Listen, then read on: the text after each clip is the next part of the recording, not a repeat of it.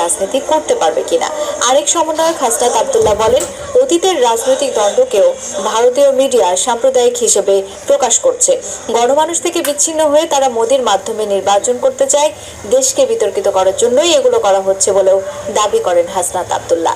অবস্থান কর্মসূচি শেষে বিক্ষোভ মিছিল করে বৈষম্য বিরোধী ছাত্র আন্দোলন। মিছিলটি শাহবাগ, রাজু ভাস্কর্য, ভিসি চত্বর, সিলেট ভবন, সূর্য সেন হল ও বিজনেস ফ্যাকাল্টি হয়ে হাকিম চত্বরে গিয়ে অবস্থান নেয়। আমাদের দাবিটি হচ্ছে আন্তর্জাতিক অপরাধ ট্রাইব্যুনালের কাছে। আমরা তাদের কাছে কেন করছি?